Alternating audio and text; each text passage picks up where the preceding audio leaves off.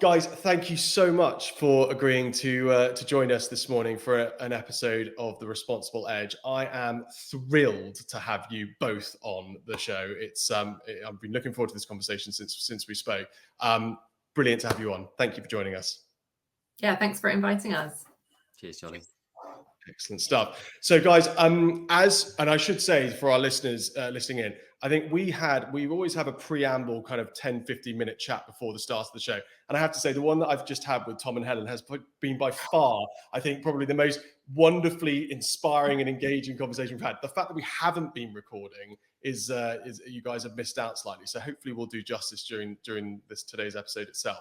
But kicking things off, Helen, as you know, we're always keen to learn about our guests and sort of dive into the background and the motivation points, the passion points, etc., that have led you to do what you do. So just start by perhaps introducing yourself to our listeners, and then take us back to the beginnings of your career and why you've chosen to do what you do.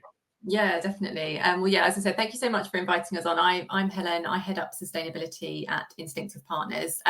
Instinctif Partners is essentially a strategic reputational communications consultancy. So we really help our clients to communicate, to kind of navigate stakeholder expectations, to make sure that really they are kind of enhancing their reputation and really helping to kind of underscore commercial goals that they have, essentially. So whether that's ensuring that they're able to communicate well to investors, to policymakers, to the media, we really help to kind of equip them to do that in a really effective way.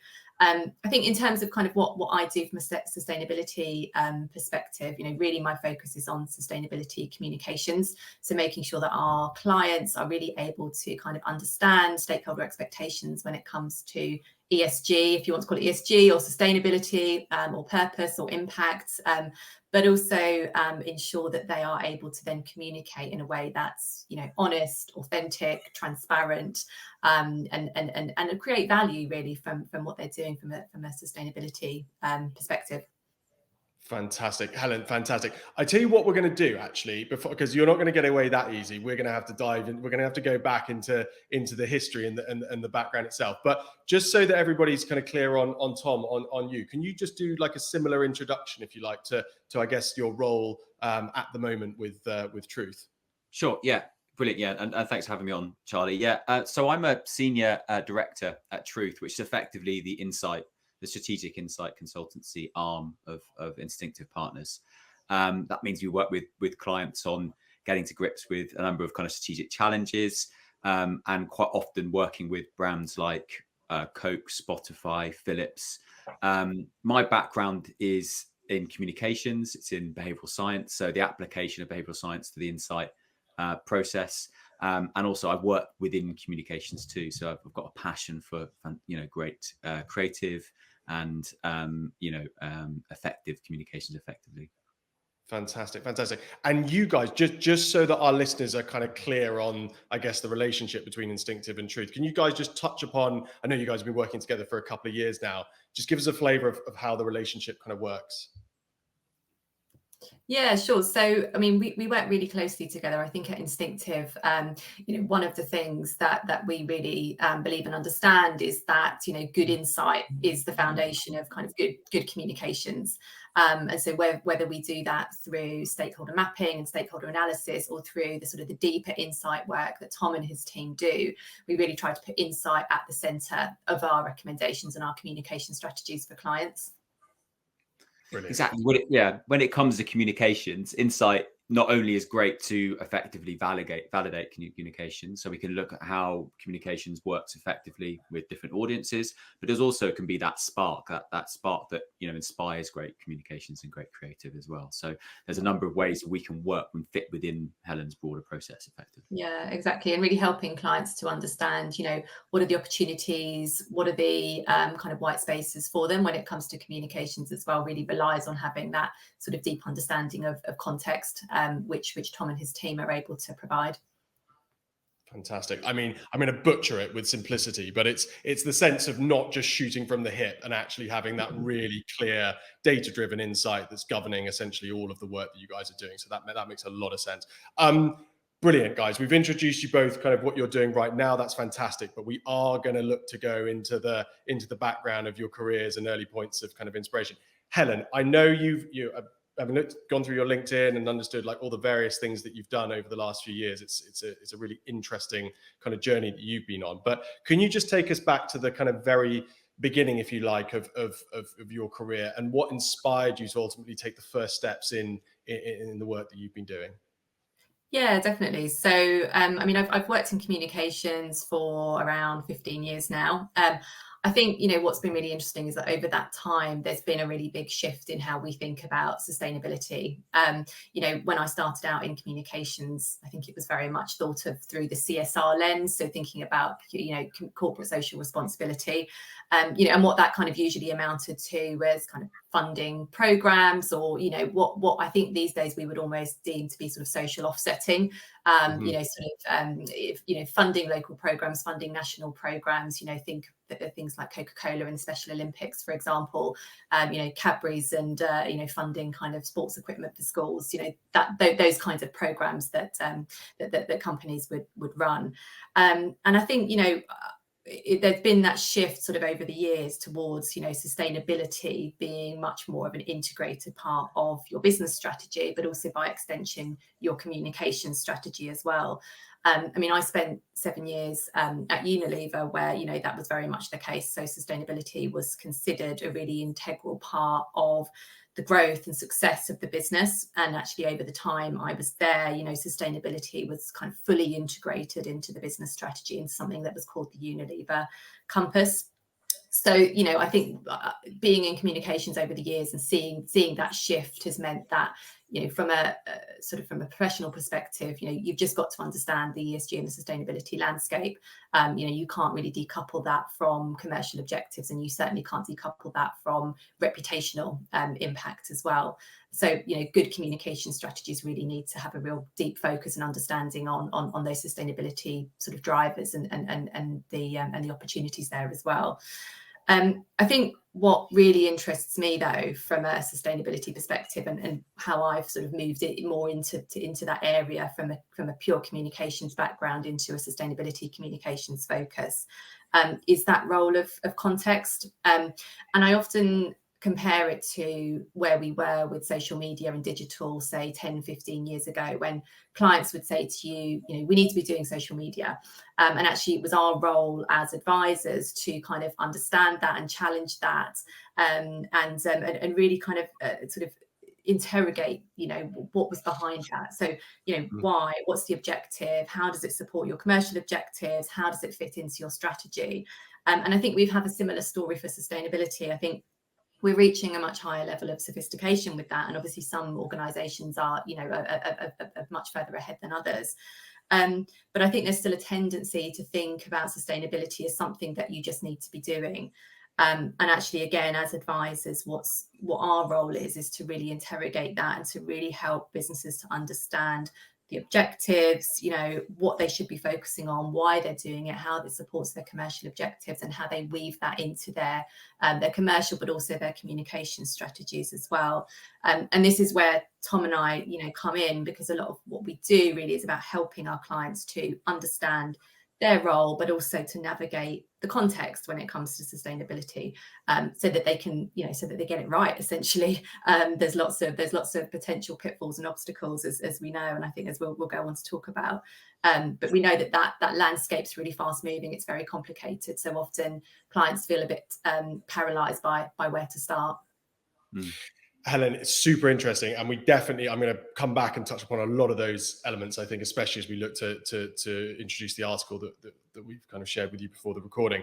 I want to understand, though, as somebody who started off their career with more of a kind of traditional communications focus, and then obviously adopting or taking on, if you like, the sustainability mantra or the mission, can you just talk us through kind of those real like trigger points for you when you started realizing that actually there's a real opportunity here for communications to play an active role in enabling positive change? And what did that mean to you personally in terms of your career and having the kind of impact that obviously you're having now? Yeah, definitely. I mean, I think more and more it became, it did become part of briefs that I was working on, in agency roles. But I suppose that the big trigger point was when I joined Unilever. And actually at Unilever, they didn't have a communications function. They had a sustainable business communications function. And really everybody's role had sustainability integrated into it. So although from a communications perspective, some of the work I was doing was, straightforward communications around, annual results, for example, issues management. A huge amount of what I was doing was about supporting those kind of global advocacy objectives that Unilever had. So, I was really lucky to be there at a really, I think, exciting moment for Unilever, but for the business community as a whole as well.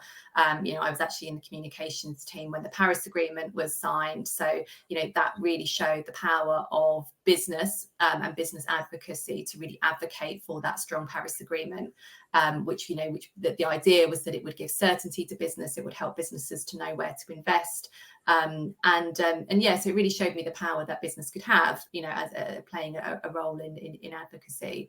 But also, I think it also showed the impact that working in an organization that has a really strong purpose and a really strong values, has on your motivation personally. So, I think that's something that then I've looked to carry through the rest of my career, is to make sure that the kind of the briefs that I'm working on, the clients that I'm working on, are sort of aligned with my values, and the kind of work that I want to do and the kind of change that you want to see in the world. And Helen, by the way, that was absolutely beautifully described. Out of interest, with Instinctif, like, what were the values of Instinctif that aligned with your own? What drew you to joining Instinctif?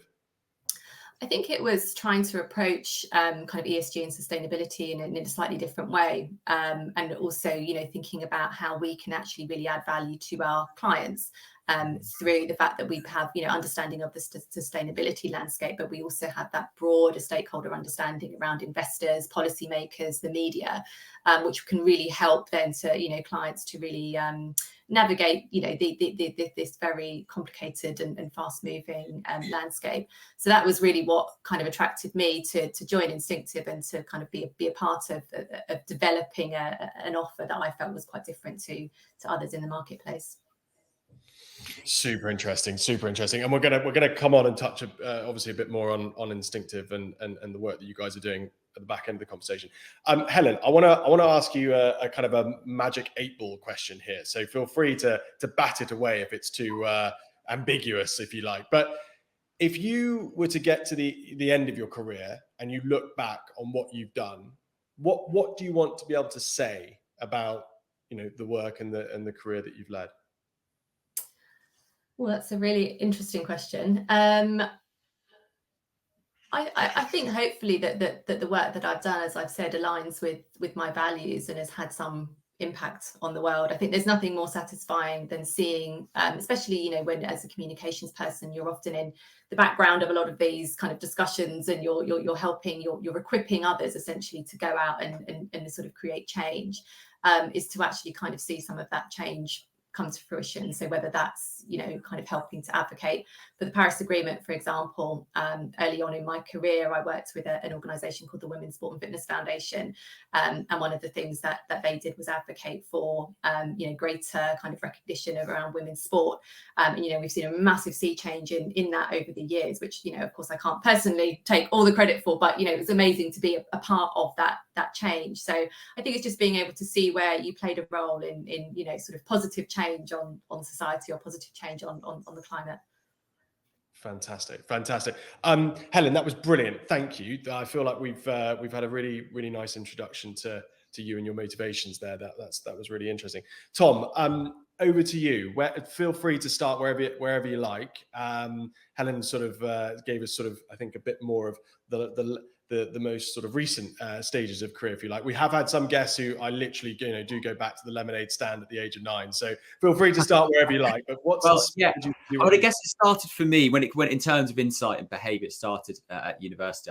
I did a master's in anthropology, and that was, I think, one of the most amazing, almost indulgent years of my life, because I just spent a year studying, and it was that point where I really understood how to understand analysis, find themes in work. And I just was reading kind of 10 books a week, and had to catch up a bit with the rest of my colleagues who were already anthropologists. And I just got this hunger for understanding people, behavior, and culture, and how they intertwine. And then coming out of university, I discovered that you could do such things commercially, and that kind of kickstarted a career in starting with, I guess, more conventional methods. I trained in qualitative research. That's about the sort of stories and much more deeper conversations you have with people, which naturally I leaned into. I love speaking to people, catching up with people, and traveling the country and world doing that for many years. I then started to blend it with an understanding of behavioral science, which, at its base is understanding a better understanding of psychology. A lot of my colleagues are highly kind of experienced in that, and that was something I wanted to catch up on. And I got this passion for understanding behavior and how we get to it, and how messy and complicated and irrational behavior really is. And we're hard to explain and hard to kind of rationalize in many ways. But once you start to unpick and plan some of that, irrationality, you can start to figure out how to play with it or understand it better, nudge and steer it. And that's fascinating. What people are really doing is what I love to understand. One of my favorite anthropologists talked about the difference between what we say and what we do and what we think we do are all very different things. And when you start to unpick that and understand that, you can have a lot of interesting conversations and get to interesting places. So and that's kind of got me to where I am in Truth. I was always a very big fan of Truth. I see a kind of champion of insight and great research in our industry, and has always been known for that. So the chance to work at Truth was, I jumped at it, and haven't looked back effectively. So that brings me up to date in terms of my career. Tom, that was a brilliant synopsis. Again, you've crammed it all in there. But I'm gonna have to go back and unpick a bit. So in terms of your degree your master's in anthropology, was there a sort of element of that looked into insights and data capture and all of those sorts of, was that a core kind of part of the course itself? Yeah, absolutely. I mean, anthropology at its base was the kind of one of the original opportunities to explore and research people and understand culture in more depth. When you look at pure anthropology, it tends to be over years. So someone will travel to a culture and spend time and embed themselves within a culture for years and years and years. That fascinated me. I mean, it started many years ago. But the basic principles we've been able to apply in a commercial setting. So things like ethnography, for example, which at its very kind of core element is about spending time with people, observing behavior, finding sort of gaps in those behaviors or where things are working and not working so well. And we can apply that to a commercial setting in terms of where we might be able to inspire innovation or better speak to people through communications.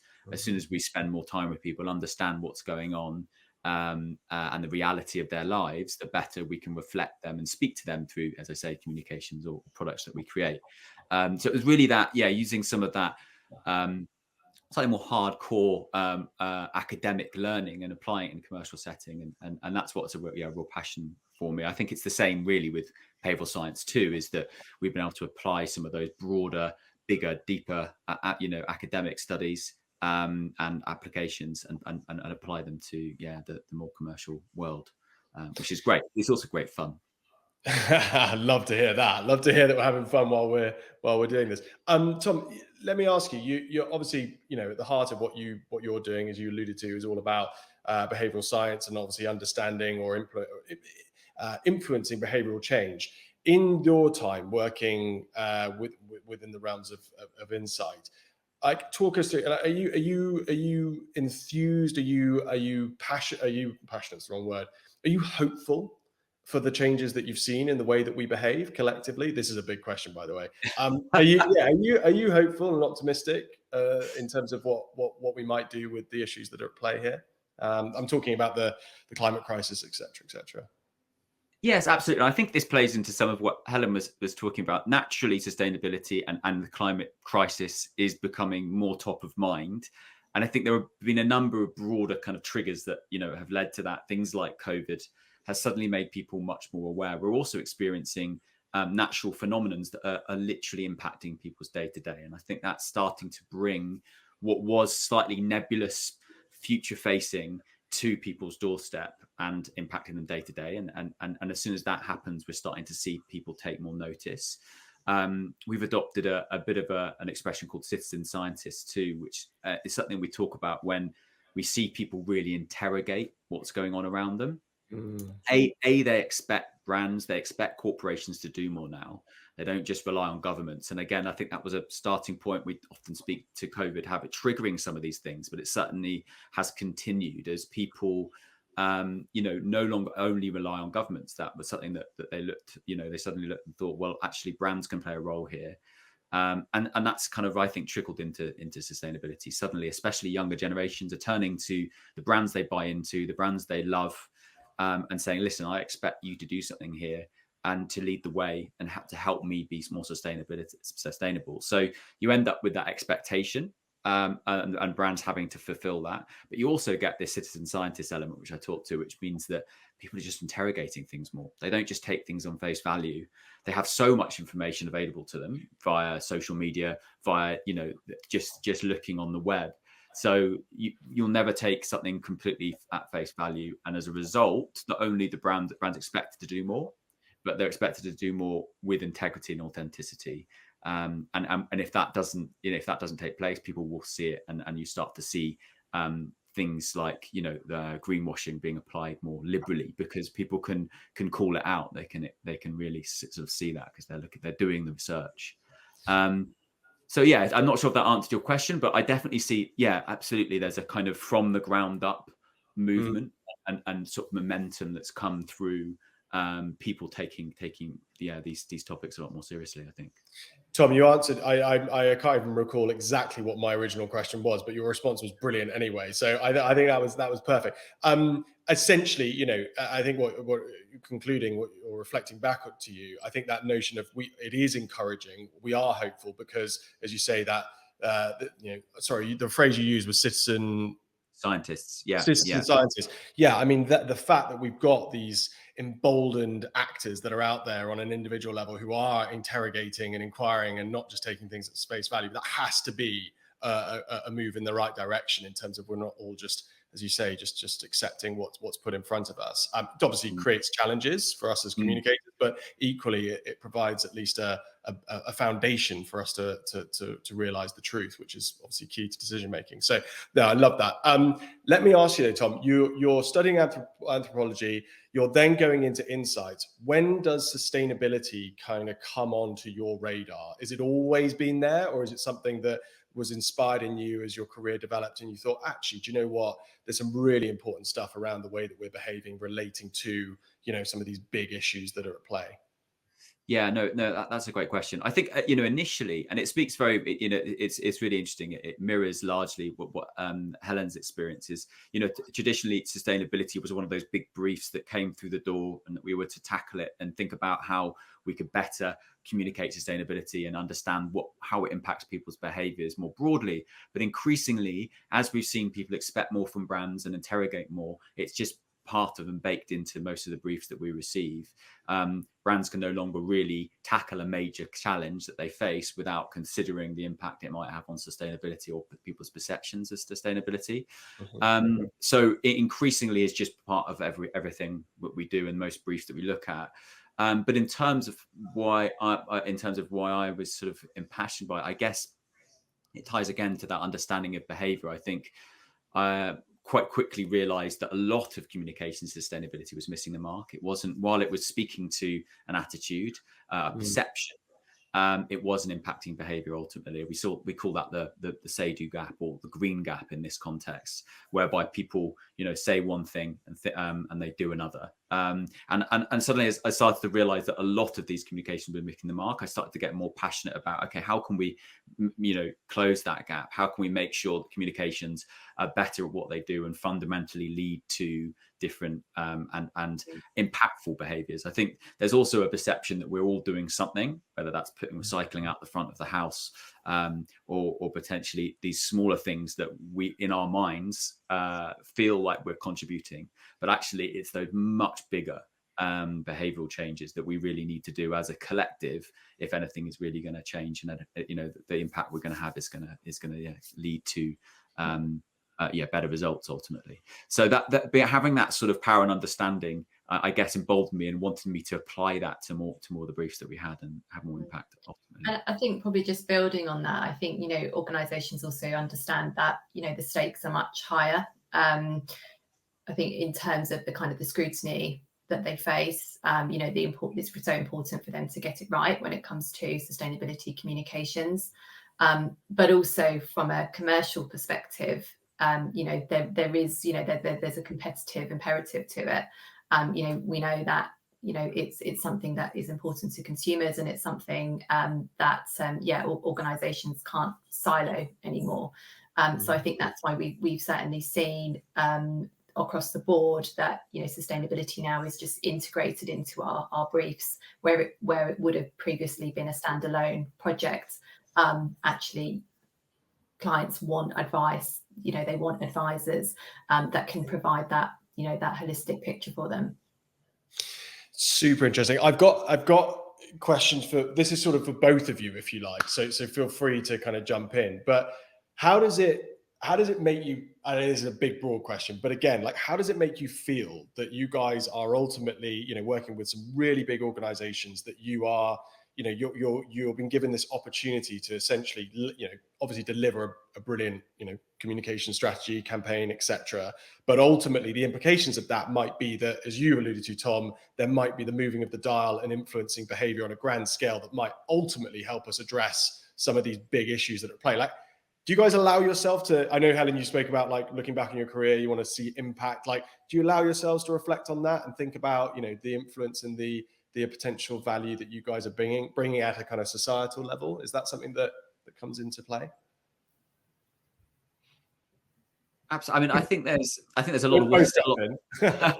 Yeah, I think there's still a lot of work to do, to be honest. And I think, you know, we look at what you know, the job at hand.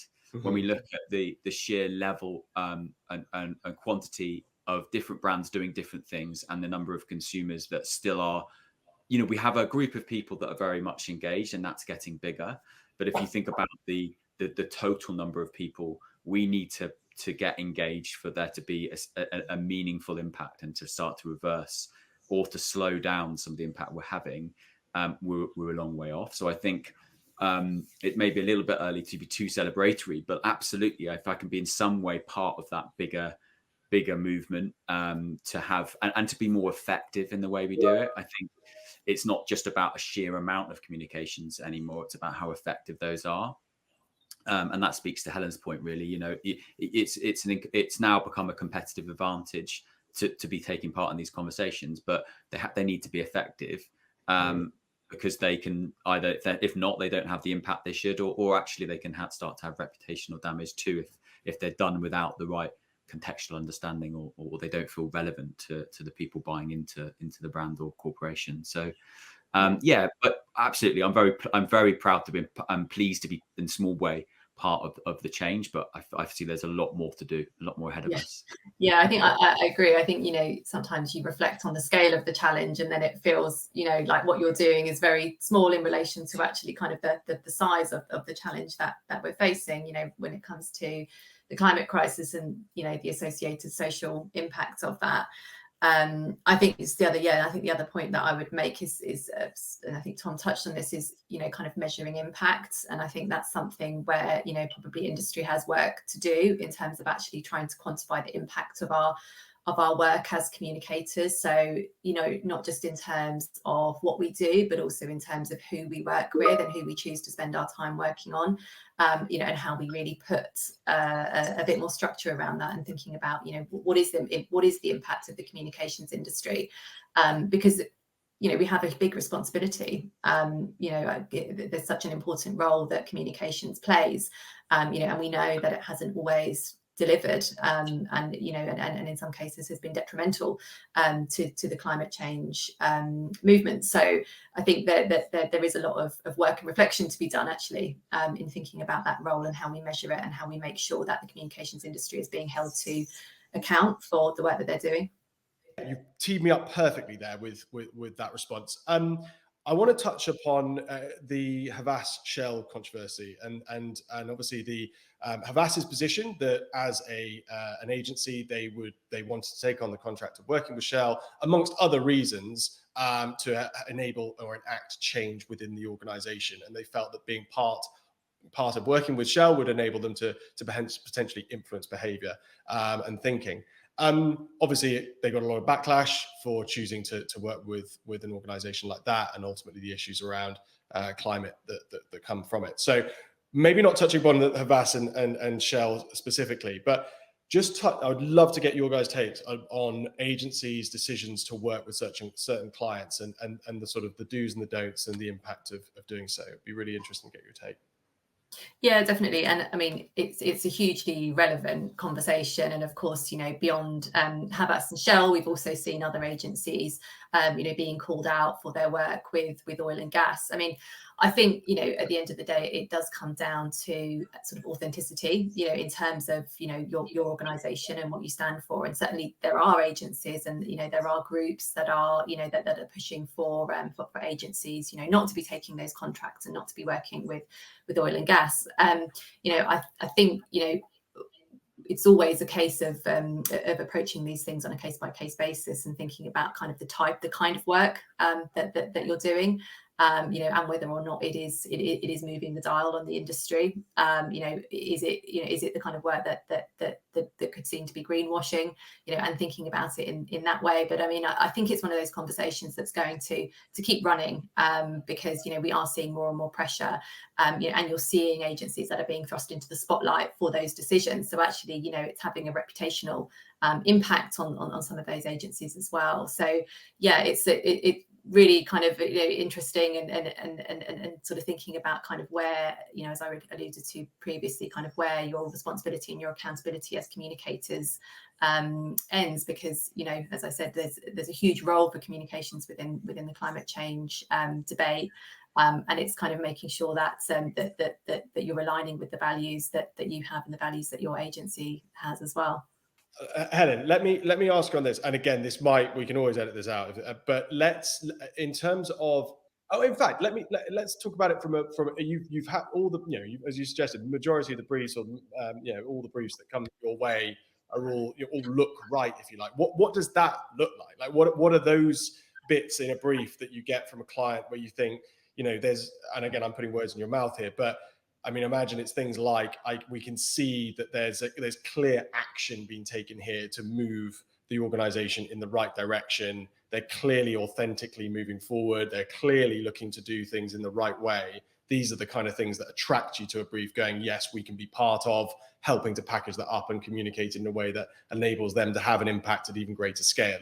I mean, I'm spitballing here, but is that part of the sort of feeling that you get when you get the brief through at Instinctif? Yeah, I think what I would say is that all briefs are really different, and it really does depend on the organisation, the size of the organisation, you know, the type of organisation, whether they are a listed entity or whether they're, you know, privately held, you know, the kind of the growth ambitions of the organisation. So every brief really is different, and every sort of organization's starting point is different as well. You know, so if you're working with some of the bigger multinationals, you know, they tend to have done a lot of the hard graft on this, and actually what they're really looking for is more around kind of positioning, narrative, thought leadership, you know, where they can, you know, drive advocacy. For example, whereas, you know, some of the kind of smaller organizations that we might work for are much, you know, they're at a different stage, and actually what they're looking for is help to, you know, kind of understand how they can start the journey. So really every brief is different. And I think that's one of the things that's really interesting about the space, is that, you know, there are organizations that are in different places, organizations that are in different sectors that will have different challenges, for example.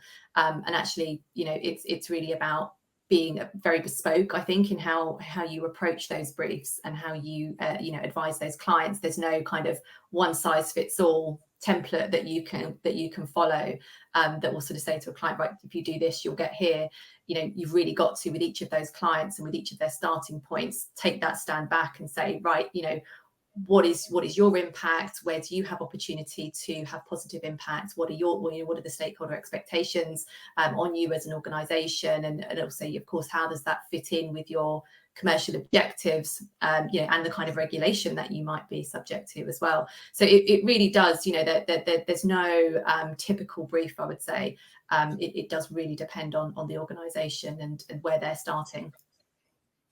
Super interesting. And then that brings in, I guess, the role that Tom's playing at Truth in terms of, needing to understand the very specific context, as you've alluded to before, around that organization and the influences that are going to affect them in terms of the strategy that you ultimately pull together. So yeah, I can see now it's all starting to package together and make sense in my little mind. Guys, that was super interesting. Can you believe we've done nearly 40 minutes of introductions to you guys, but thank you for being so open and sharing a bit more about you with our listeners. Helen, would you mind possibly just providing our listeners with a bit of an introduction to the article that we shared? I think it was Karen Cunningham and Lisa Abbott in the International Association of Business Communicators, the IABC. Would you mind just giving a little bit of an introduction and perhaps pulling out any of the kind of most interesting salient points from that piece? Yeah, definitely. So I think, there's a huge amount in that article, and so much of it is relevant to the work that Tom and I do. So I think just briefly to summarize, really it looks at the link between climate action, so in particular achieving your organizational climate goals, and human behavior, and the role that communications has in influencing that behavior. So, we know that the majority of corporate climate goals do rely to, some extent, in some cases a great extent, on influencing human behavior. So whether that's influencing your employees to do things differently in their workplaces, to influencing consumers in how they use your products and how they dispose of your products, or it may be, even at a different level to that, and rely on actually influencing policymakers to create the sort of environment that you need in order to meet your goals. So, promoting the use of renewable energy, for example. So I think, what this article really captures is that really profound role that human behaviour has in achieving organisational climate goals. Helen, that was a beautiful, brilliant, clear synopsis. So thank you. That was a great introduction. Tom, was there anything? Do you want to kick off with just anything in particular from your perspective that kind of really was drawn out of that piece that from perhaps an insights point of view? Yeah, absolutely. I mean, it chimed very, very well with me. I mean, in terms of understanding behavior and the difficulties we face, ultimately, it speaks to this idea that we are very set in our ways as humans. It's very easy to pick up a default behavior and build a habit fundamentally. And they are very difficult to unpick once they're ingrained, once they're patterned. And there's lots of neuroscience, clever neuroscience, that talks to how actually these habits form in your brain and you just repeat them almost subconsciously. So without a better understanding of those, it's very difficult to change them and change behavior. So, and that's where behavioral science comes in. We're able to not only decode those habits, and we use a model, a habit loop model, which talks to 3 different stages of habit. For example, it's a trigger, a routine, and a reward. And the combination of those factors is what makes a habit so sticky and repetitive. So once you unpick those, we spend a lot of time speaking to people and watching behavior. And once you unpick those, you can understand how communications can fundamentally disrupt them and change them and make them more sustainable effectively, which is fascinating. So I really honed in on that, this idea of default behavior and the role behavioral science can play in disrupting that behavior. Super interesting. And just picking up on that, Tom, you mentioned earlier about, I think you referred to it as the green gap, which I have to admit I hadn't come across before, and I think is a lovely turn of phrase. Out of interest, on when thinking about kind of the default positions, the sticky positions that we all find ourselves in, like can you just touch upon the role of insight and then the role of changing the way that we communicate in order to account for that green gap? Like, what are the sorts of insights that can be gleaned? And as a result of those insights, perhaps give us an example of how communication can help address that. Yeah, absolutely. So I think in terms of insight, there's first of all, there's a danger that we can speak to perception. And quite often, if you ask people directly, do they want to change and help the environment? there'd be pretty, you find not very many people would say yes, actually, why not? As long as it doesn't impact me too much. So you'll see so if you ask people those questions in certain settings, you'll see a very high stat to say yes. But when it comes to actually their behaviors, we'll see a completely different pattern. And that's what I think marketers and communicators are really struggling with. They keep having their stakeholders come to them and say, look, all of these numbers suggest that people want major changes in and to change the way they act and behave. But we're not seeing that at fixture. We're not seeing that through people buying more sustainably focused products when we talk about it explicitly. So there's that gap between those two things. Insight that's designed to unpick behavior and really understand that, whether that's through ethnography, as I mentioned, or just spending, or designing a project that so it understands and asks questions in a way that reflects behavioral reality, will enable us to get to the insights that really will, represent behavior and represent behavior change. And then we can then inspire communications. We know that there's a specific way in which communications can speak to that, whether it's a certain point within the understanding of a habit, for example, or we know that there's a specific barrier that are preventing people from behaving in certain ways. There's no doubt that we still have these kind of entrenched barriers, these entrenched things that prevent people from being more sustainable. Things like cost is still a major barrier. People fundamentally don't understand that you have to spend more to be more sustainable. They're still looking for things to be equitable in that sense. So we have to understand how to overcome that as a fundamental barrier. How do we overcome cost as the main blocker to people changing the way they interact and act? So yeah, I guess in a nutshell, getting to insight that reflects the behavioral reality of how people are acting and how they act in terms of being more sustainable, and then filtering that through to inspire communications that can then target those specific behavioral insights. Tom, let me, and again, I'm gonna potentially ask silly questions here, so we might well have to get rid of this. But let me ask you on when it comes to that first part of what you were suggesting, which is that we want to, it's one thing responding to a survey suggesting that you would buy X product because it's more sustainable, but when it comes down to it, the convenience and the cost associated with actually doing so leads me to not make that choice. What can you do in terms of the insights gathering in order to get to the truth? Like, is it just I'm oversimplifying it in terms of it's the language we use when we ask the question, or what is it that we can do to unpick the truth? Yeah, there were a number of different ways. I mean, if we think about just the survey design in itself, we spend a lot of time, we're a bit geeky about this at Truth and Instinctive. We spend a lot of time thinking about how to ask questions, because if you look at a lot of broad surveys in this topic, you can tell and you can decode the way something's asked and how much it will steer a response. There are different ways in which you can frame a question for an outcome to feel different, or an outcome to suggest a different way of thinking. So if you talk about sustainability in a very positive light, you're more likely to see people react in that way, for example, put very simply. So yes, absolutely. In the way we design questioning, we will look to make sure that it is unleading and also as reflective of reality as possible. But in terms of a lot of work I do, which is more qualitative by nature, we spend just time literally witnessing how people react. We don't necessarily want them to tell us. That can often lead to a response that feels like what we should say. So if you ask people about healthy and how healthy they eat at the weekend, in front of people, they might say, well, I eat salads all week, and especially at the weekend. But if you allow them to self-report or tell you in a private setting, or we just spend time witnessing how they act over the weekend, so we get people to write in and self-report, suddenly you open up a kind of reality that might not have been first alluded to if you ask them directly. We also spend just a lot of time analyzing. We have a lot of experience in people's behavior and the categories that our brands work in. So we can kind of cross-check that understanding and those behaviors to make sure we're reflecting reality. So there are a number of ways across all of the different things that we do to make sure that, we're reflecting real behavior as opposed to kind of reported behavior, if that makes sense. God, there's such sophistication to, as expected, Tom, with you, I know, but such sophistication to how we go about realizing that insight, which I think is probably for another show to dive into, but I'm fascinated by that in and of itself. Let's move on to the second point about then thinking about, and Helen, I don't know if you would jump in here regarding communications and then affecting that change positively. This is the $64 million question, which I don't suppose would necessarily have to answer directly on the show.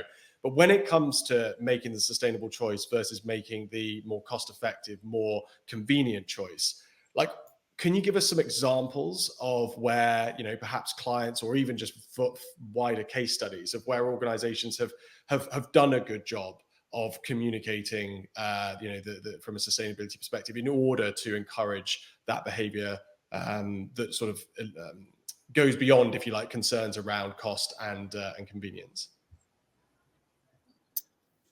Tom, do you want to start on that one? I don't know if you've got any particular examples. I'll have a think. But yeah, I think what's interesting, if we started to unpick an interesting, and it sounds slightly sad in the sense that to bring a lot of sustainability and to make it more relevant for a lot of people, you need to make it effectively feel co-beneficial. So while I want to help the environment, I ultimately want to help me fundamentally, and for a lot of people that's the reality of a buying situation, especially when we go through things like a cost of living crisis and everything just generally feeling like it costs more. That becomes slightly more acute. And I think it's wheeled out a lot, but examples like Patagonia, where they demonstrate that there's a co-benefit in you buying a product that not only is better for the environment, but it lasts longer, and we will support you in keeping that product for longer. Suddenly people start to see that they're being more efficient in their process. They're not just spending more to help the environment, they're spending more to be more efficient in the way they spend their money and for that the future of their pocket effectively as well.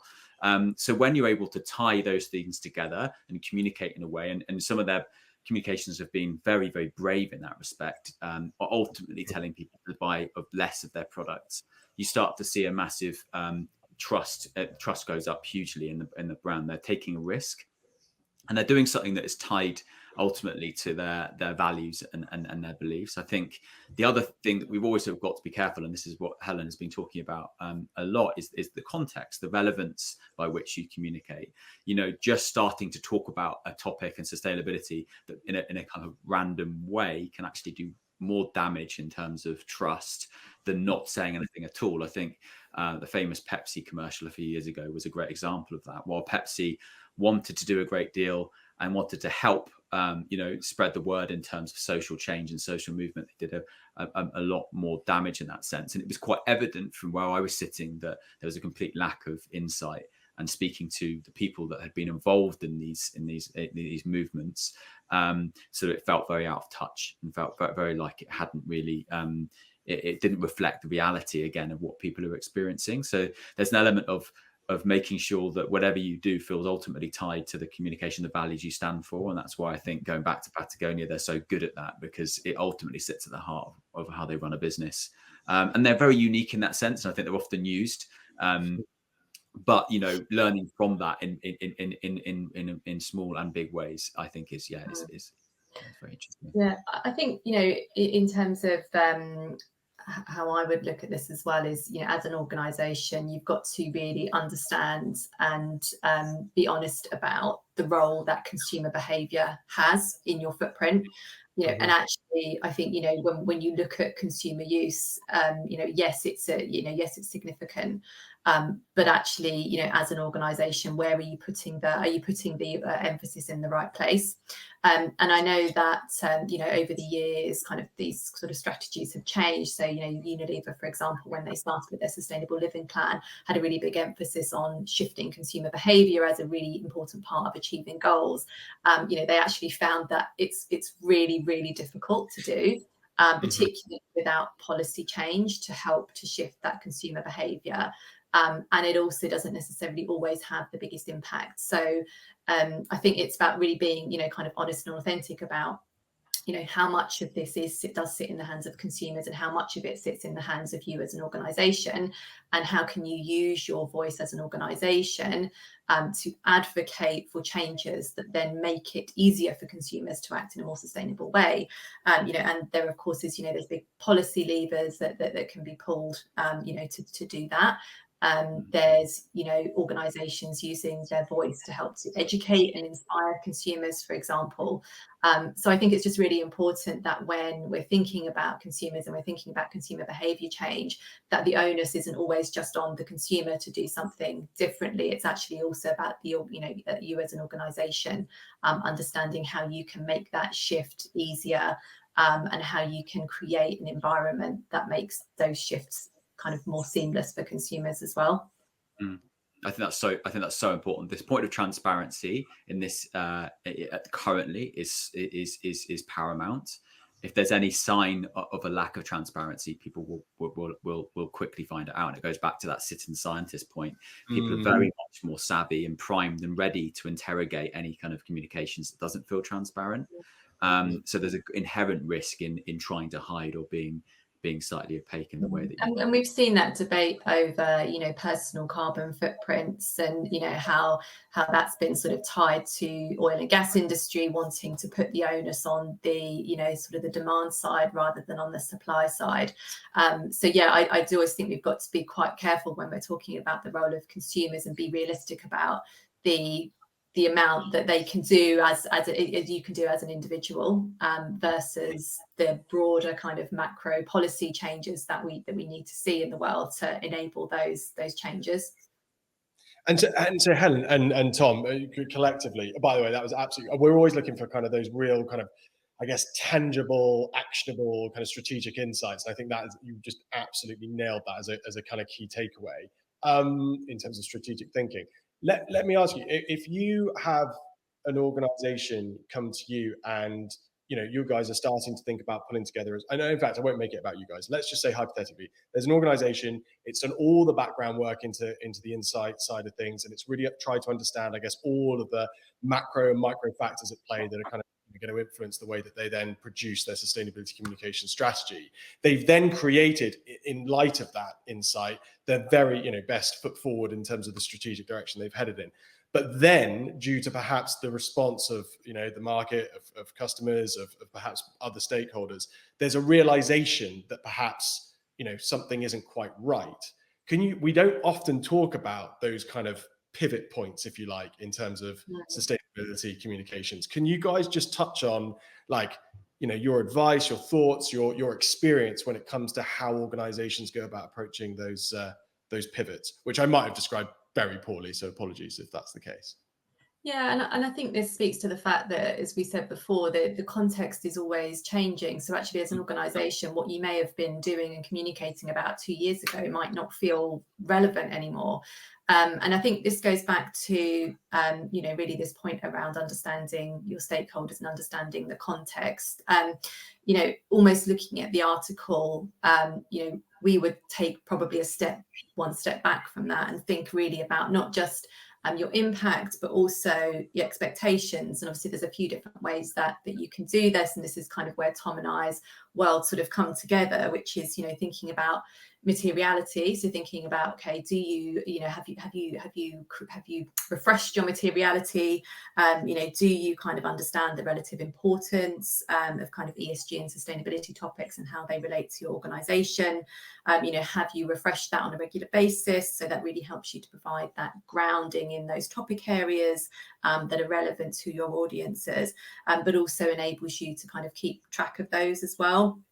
I mean, a lot of companies and organisations now have to complete these as part of, you know, as part of compliance with regulation like CSRD, for example.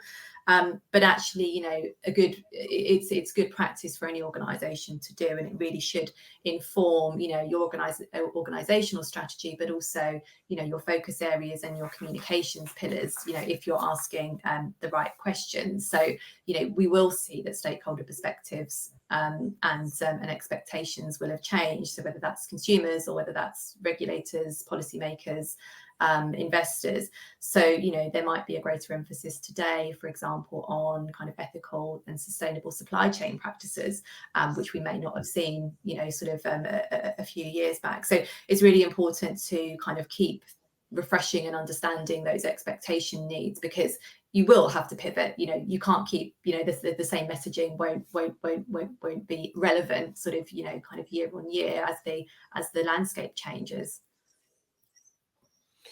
Helen, super interesting. And Tom, can I just ask you then on that? I think the article itself alluded to the fact that one of the key things is to ensure that there's almost an ongoing dialogue at play between, you know, you as an organization and your stakeholders, in order to kind of have that feedback loop in place so that you can then make and adapt and make those changes to your comm strategy overall. Can you just touch upon, I guess, the way that you guys approach the ongoing analysis, if you like, of insight?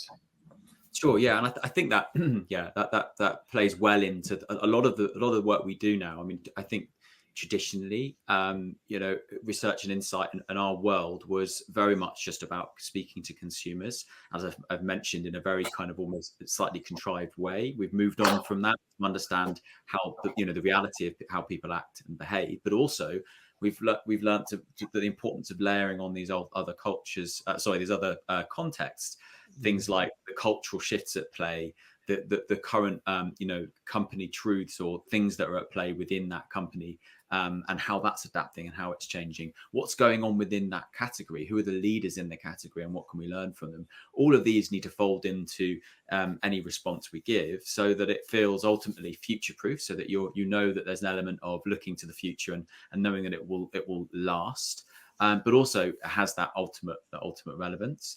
And we spend a lot of time continually updating our knowledge and insight when it comes to, for example, cultural intelligence. We have a network of experts we constantly tap into. We have what we call the Futures team, which is a team of people basically looking to explore what the latest trends are and how we can apply them to business needs. So always making sure we're on top of that. We naturally also spend a lot of time in our clients' categories and speaking to different, and while obviously we wouldn't share confidential insights, there's a general understanding. As experts in our field, we need to understand what the current triggers and elements are at play at any one time. So we'll be able to bring that knowledge and experience to any brief, and constantly have those conversations and partner with our clients so that we can update them and make sure that, yeah, as you say, we're staying on top of all of that.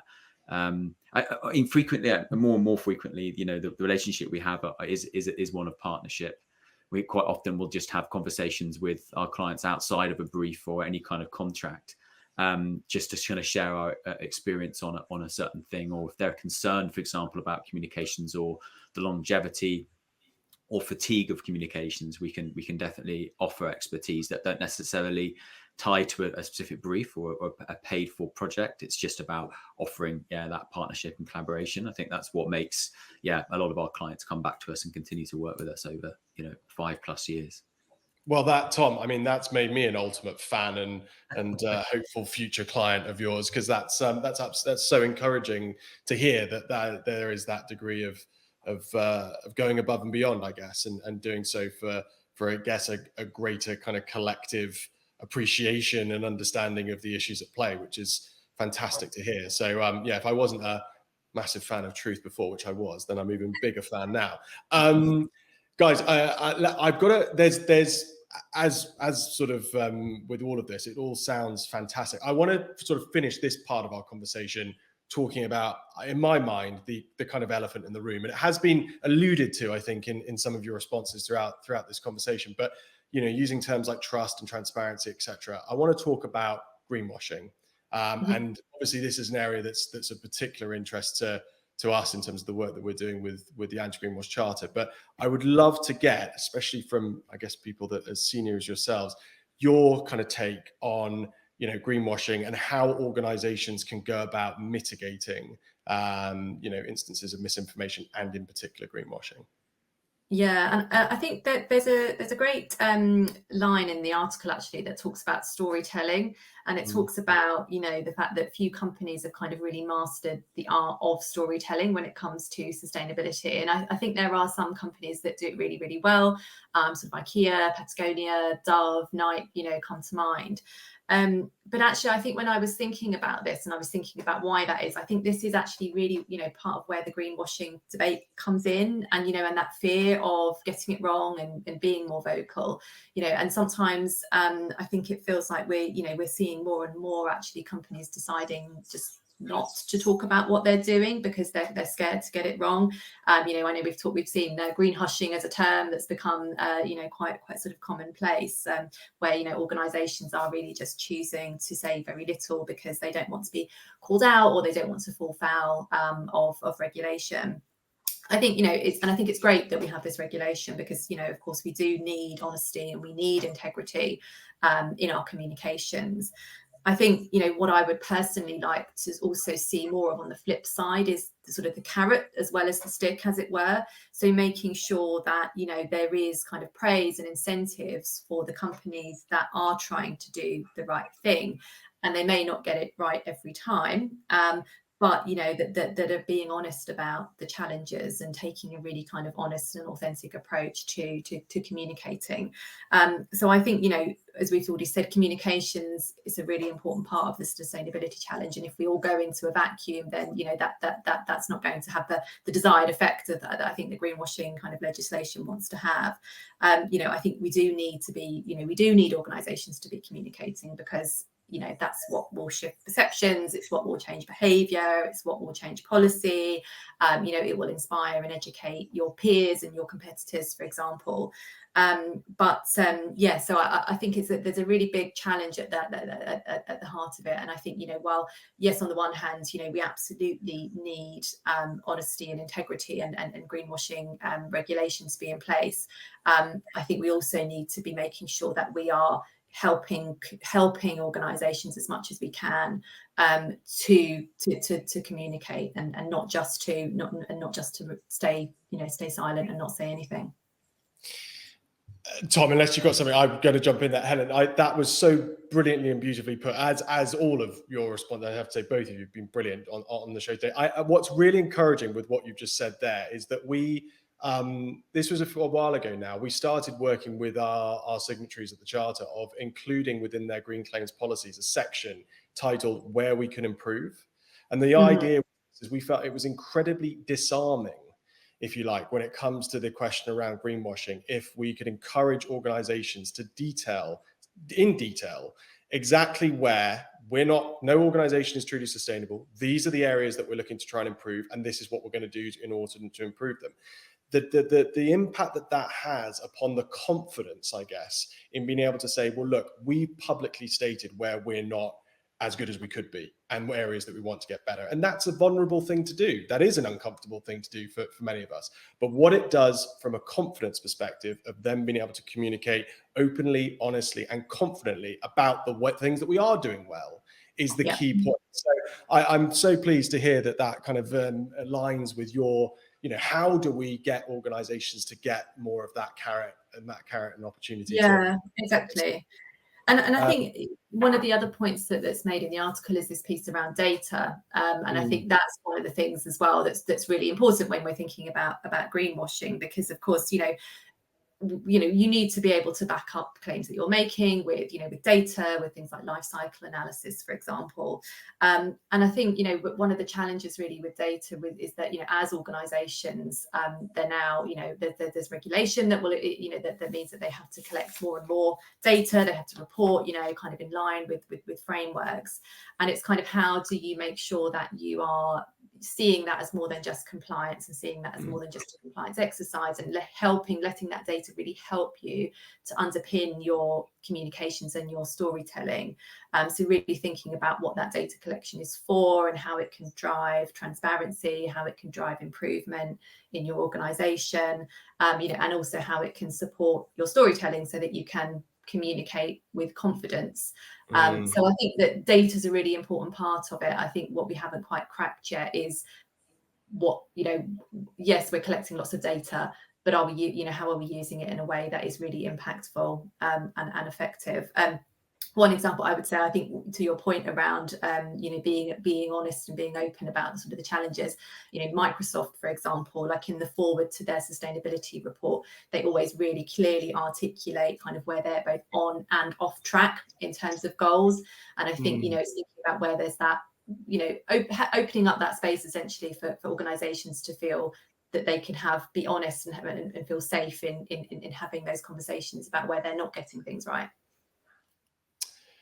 Here. I love that, Helen. And I think, coming back to your point about data, I think that's fascinating as well. Like, we keep having a conversation with guests on the Responsible Edge talking about, I guess, the sustainability agenda as a whole at the moment, moving kind of dangerously towards like compliance and reporting and really not having much of that kind of innovation and creativity at the heart of it. It's so compelling to hear you talk about, well, look, one of the things that we can look to do with this data is we can look to create compelling stories that can ultimately, and going back to Tom's point, help move the dial in terms of behavior change and affect behavior change. So yeah, I think that's a really, really interesting kind of insight to take from how impactful data can be in that context. Tom, I want to ask you, just as the final question, you're talking about greenwashing. Just touch upon, from an insights perspective and kind of a research point of view, I'd love to get, like, what are the perceptions out there of greenwashing, and what are the problems for organizations that are sort of being found to be, or even had. I think this is fascinating with the work that we're doing. It's not even necessarily whether or not you've been found to be greenwashing and you have or haven't provided, the evidence for a particular claim, but even just the assertion that you might be greenwashing is almost damage in of itself. So would love to just get your take on greenwash from an insights perspective. Yeah, no, it's interesting, and I think as I've alluded to earlier, people are much more aware of what greenwashing looks like. They're able to articulate their concerns about communications. They're able to spot it if they feel like it is, and so we already have, I feel like, before you even put something in front of consumers, you can kind of tell when they're going to be able to spot it. They're that much more savvy to it. So I think we see a lot less overtly and obviously greenwashing communications, because simply, we know that it causes a lot more damage than it can do good, even if some people don't see it as greenwashing. That by the time that it's had that negative impact, it normally has, it spreads pretty quickly. I think it's interesting too, around, there's almost, it feels, as you start to allude to, potentially a bit of a fatigue associated with the things like terms like sustainability, and potentially it is starting to become increasingly feel like a tick box exercise, and that's the very dangerous kind of area you might get into. Helen and I have been doing a little bit of work into regenerative business, and I think that's a really exciting space and area to talk to. Suddenly we're seeing a new way to articulate sustainability, the impact that it can have. We're talking about contributing, not necessarily just not taking away or not causing damage. And as soon as you start to think in that context, i.e., are we contributing to a better environment, a better impact, or a better social impact, whatever it might be, then there's no way that you can be greenwashing, because you're effectively giving back. And I think that kind of maybe slight mindset shift and a breathing more life into the conversation and the narrative through conversations around regenerative business could be a way to ensure that you